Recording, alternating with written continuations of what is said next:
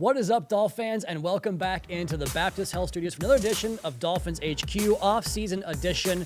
And I have the clicker in my hands, so that means we're going to go right away into the tape here and take a look at my top 3 sacks for the Miami Dolphins from this past season. Kicking it off here in the season opening game against the Jacksonville Jaguars. Go ahead and cut to the end zone copy right away and take a look at my man Jalen Phillips right here. Cannot wait to watch him play football once again and watch the attention he commands here on this critical 3rd and 14. And you're going to watch JP after this play point to the watch because it is in fact closing time. 3rd and 14, 3.5 minutes to go in the game. Tie football game. A sack right here gets the ball back to the Dolphins offense and they would go on to win the game. Let's go ahead and see how it happened though. Jalen Phillips off the edge, going to get some attention here from Evan Ingram, the Jacksonville tight end, with a little chip off the line of scrimmage right there. That doesn't really impact him that much. And now we have a one-on-one matchup against the right tackle. And all this rush game going on over here, pretty much one-on-one across the board, double teaming Calais Campbell inside. And Phillips takes advantage of his one-on-one matchup by just straining and pretty much outworking the tackle here in pass protection to keep working upfield and get back to Lawrence and finish at the quarterback by wrapping up and bringing him to the ground. What I want you to look at here the most, though, is this is a guy who came back from a torn Achilles and played week 1, an Achilles that he tore at the end of November. Now he's coming off an ACL injury. This is the kind of work that he showed you on a down-by-down basis, but also in how he attacks his rehab process. He works so hard to keep on working on the upfield shoulder, find the quarterback, condense the pocket, make the play, get the ball back to your offense, and the Dolphins go win the football game. 2 weeks later, after JP goes down with his ACL injury. We don't have Bradley Chubb back at this point of the year. Didn't get him back for the entire year, but the Dolphins are thin at this edge group because of the injuries. And so you're going to kick out your stud defensive tackle, Zach Sealer here, to a 5 technique position against an empty formation for the Seahawks. All 5 in the pattern there. Go ahead and check off all those guys. No running backs back here in protection. It is 4 on 5 against the Seahawks offensive line. Let's go ahead and cut to the tight copy right here. This is a guy that has 20 sacks, right? The last 2 years, the most in the NFL among defensive tackles. But this position right here is not defensive tackle. Outside shoulder of the tackle, that is the 5 technique position. And he's going to execute a true edge rusher pass rush move right here called the push-pull. So the first thing he wants to do is go ahead and shoot the hands to the offensive tackle and kind of gain control of the rep and get him working backwards, pushes him back on his heel. And then once he gets him in that position, the grip strength, the forearm strength, the upper body strength of Zach Sealer, who himself is in great position, yank it back forward and slingshot your way into the quarterback for one of the easier finishes he can get in his entire career because of how quickly he undresses the tackle here in this one-on-one matchup. They're going to slide protection away from Zach Sealer because, well, it's a defensive tackle, right? We don't have to worry about him at the 5 technique. Oh, yes, you do, because he has a wicked arsenal, I should say, of pass rush moves to get Geno Smith to the ground for that critical sack. In the Seattle game, we jump way ahead to week 16 right here for kind of a team effort. And one of the things we talked about on the show today with Anthony Weaver is the ability to get sim pressures and different types of blitzes against opposing quarterbacks to create quarterback pressure. So the Dolphins are going to essentially get one-on-one matchups here with Jordan Brooks on the running back, who's in scan protect, and he wants to settle down in that B gap right there and pick up the unblocked man. And then the right tackle right here against Chop Robinson and all that he has to offer. There's the play rolling out full speed. Let's go ahead and cut to the end zone angle here to get a better look at this thing as they are going to slide protect to take care of this delayed blitz right here from Anthony Walker, who's going to loop in off the blitz of Jordan Brooks. And this guard is privy to Walker and knows that he has to pick that up, and they're going to trust the running back here to step up in scan protection and take care of Brooks. But the problem is Brooks deconstructs the block and wins straight away by evading that little pickup of the block. And that's not where you want to be if you're an opposing quarterback, running downhill, no blocker in front. And then we're going to go ahead and pair up with Chop Robinson, who gives the right tackle plenty of issues of his own. As he kind of runs a speed to power move here, we're going to go ahead and generate speed off the rush, collapse into the tackle, watch the anchor kind of give ground here as he takes him back into the quarterback, and then get on the upfield shoulder, kind of like the push-pull move I talked about with Zach Sealer. He's going to get on the upfield shoulder and then work back inside and disengage from that block and team up with JB for the sack there of Brock Purdy. So the Dolphins defense, whether it was one-on-ones winning matchups, whether it was sim pressures, pass rush games up front, they found ways to get after the opposing quarterback all year long, to get sacks, to get takeaways, and impact the quarterback, which is the key for a pass rush in any NFL team. And Coach Anthony Weaver had these guys playing at a high level all year long.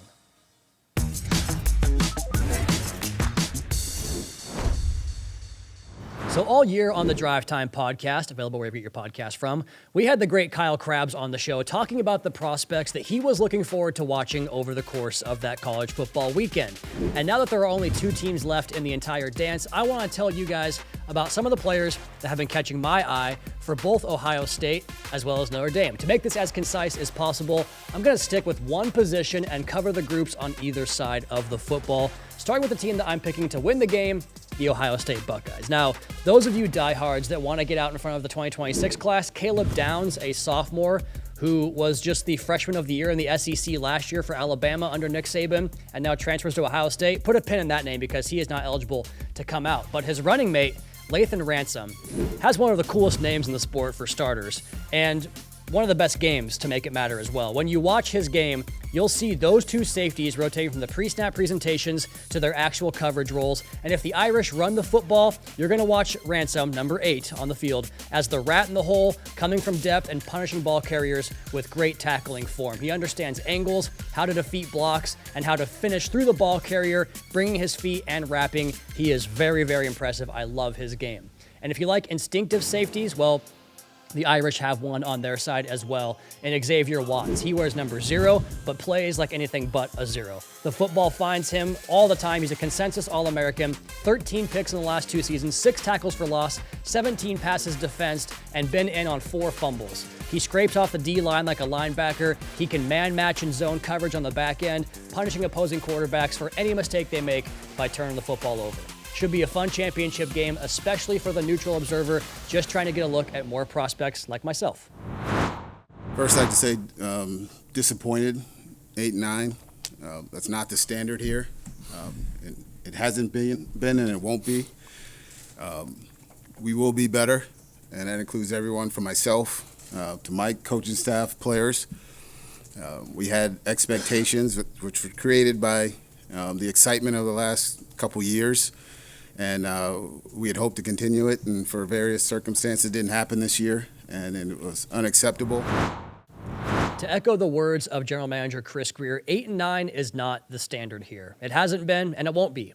This was a team coming off an 11-win campaign, some of the most electrifying offense the league had ever seen, plenty of impactful changes both in the draft and free agency, and yet the final mark is this pill this very talented team is going to have to swallow for the entire offseason. I think it's important to remember that progress is not always linear, not in this game at least. I also think it's incredibly important not to label all the misgivings as excuses, but rather reasons that things went wrong. Because if you don't unpack the shortcomings, how will you ever overcome them? Close games, injuries, big moments, all things the Dolphins can sharpen for 2025. But Miami was 6-5 in games started by QB1 this year, and 2-4 without him. Among those 5 losses were buzzer-beating field goals by a red-hot Cardinals team back in October and a 61-yard field goal in Buffalo after a missed PAT in that game from the same kicker. This league is designed to produce close games, and every team can point to a few pivotal moments that went against them and say, if those were different, our record and our fate might be too. So now that we've laid the groundwork for all that, I think it's also important to identify what you do or did well so that you can emphasize those things in the offseason. Things like becoming a ball control offense that paired well with the contrasting nature of the 2023 offense that produced more fireworks in the 4th of July and New Year's Eve combined. Explosive offense made fans excited. I think you saw Tua expand his skill set and become a true extension of the play caller on the field. His stretch of 17 touchdowns compared to just 1 pick over a 5-game span coming back from his injury back in September showed yet another uptick from the franchise quarterback, who's still just 26 years old, by the way. On the other side, how about that defensive coordinator? We saw Jordan Brooks produce one of the best seasons a Dolphins linebacker has ever had. We saw Chop Robinson post the highest pass rush win rate by a rookie since Micah Parsons. We saw Jalen Ramsey fully deployed, blitzing, coverage, run defense, everything. Zach Sealer doing, Zach Sealer things next to a new running mate in the omni-dominant Calais Campbell.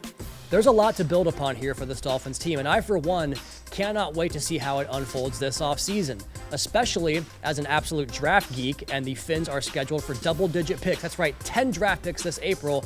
And again, if you're looking for Dolphin-centric draft content, the Drive Time podcast is the podcast for you, breaking down all the prospects ahead of April's draft. But before we turn the page, how about some awards from the 2024 season?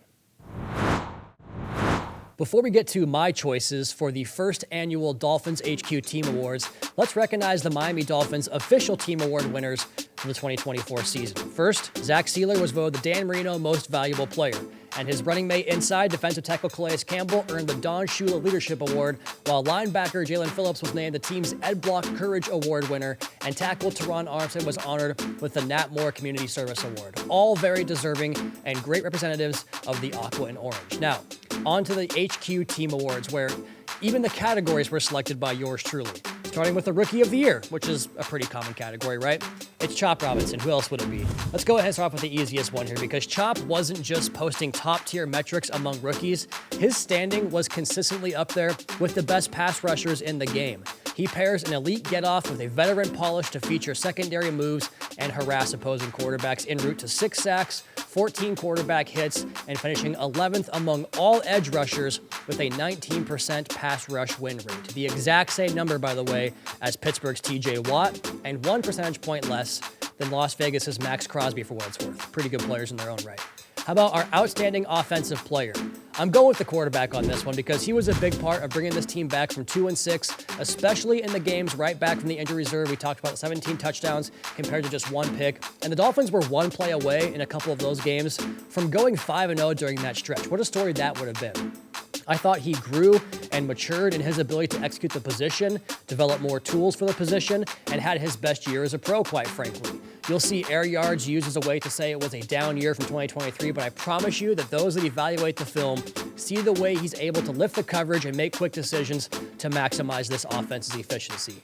Tua posted his 3rd straight season with a passer rating over 100. He's the first Dolphins quarterback to do that ever, and cumulatively, since 2022, Tua ranks 3rd in NFL passer rating behind only Patrick Mahomes and Lamar Jackson. Not bad company.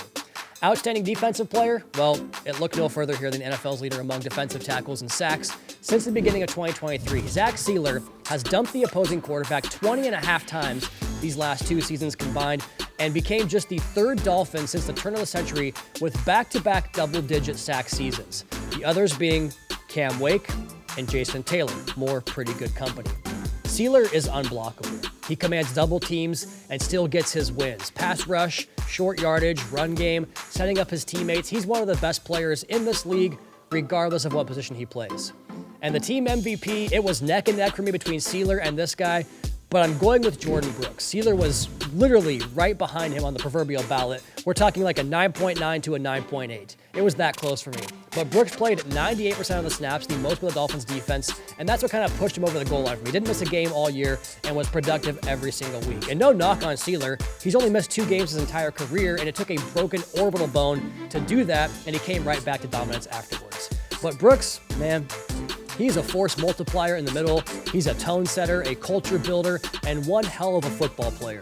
His 143 tackles were the most by a Dolphin defender in a season by anybody not named Zach Thomas. He was the only player in the NFL this year with at least 135 tackles, 3 sacks, 10 TFLs, 2 fumble recoveries, and 5 passes defensed. He's the epitome of a 3-down player, and he's my Dolphins MVP for 2024.